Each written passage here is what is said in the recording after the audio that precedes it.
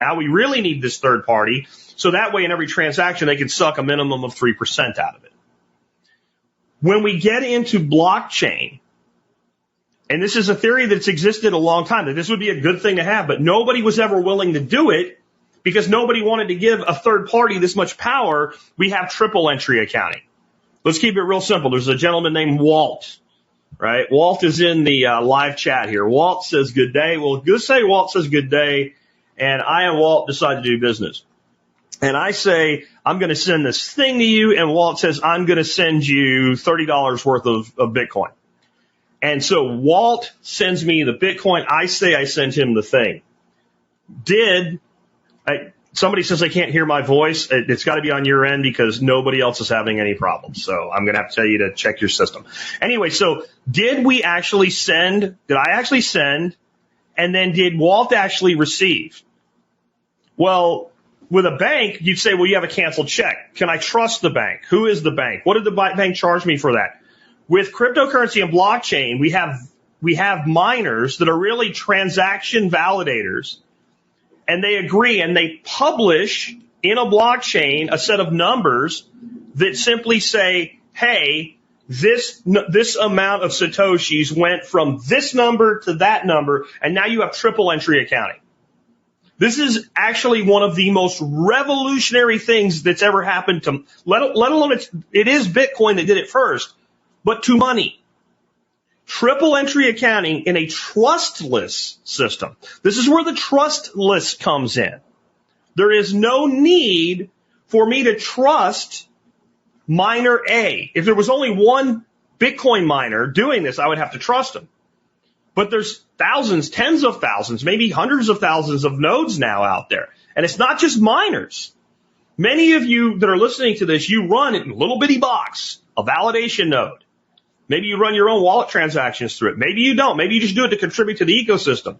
And when that transaction gets broadcast, all the nodes pick it up over time. And when more than half of the nodes agree and the next block is validated by a miner, and that block is added to the chain, that thing happened and it's preserved forever on that blockchain. Well, what about my privacy? We'll get to that later in the next episode. That's just what it is, and that's where I want to start out with what it is. So single entry, double entry, and triple entry accounting are complex, and I can't go deep into them. But if you want to really understand this fully, it would behoove you to do a little bit of reading on them. So I have links to all three in the video notes below this video. Now, next, I want to kind of hit again on the thing that I said, that money is worthless until it has something to account for. That's why we just described this accounting. And this is where you'll fully understand and appreciate what Bitcoin is when you grasp this. That applies to Bitcoin. That applies to any cryptocurrency. I focus on Bitcoin only, but that applies to Bitcoin. Bitcoin, when people say Bitcoin has no intrinsic value, if you were to add without something to account for, you'd be correct.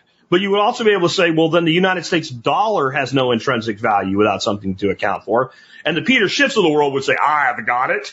I've got gold. It has intrinsic worth. Can you eat it? If I plant it in the ground, does it grow? Is there enough of it to reliably build a house? Is it lightweight enough to substitute for something like steel? Anything that actually makes good money would generally not have an intrinsic value, meaning it could function as not money and be valuable. It's going to be in such a limited supply that it's better as money than as an industrial product. It's not going to be a consumable. You see how that works?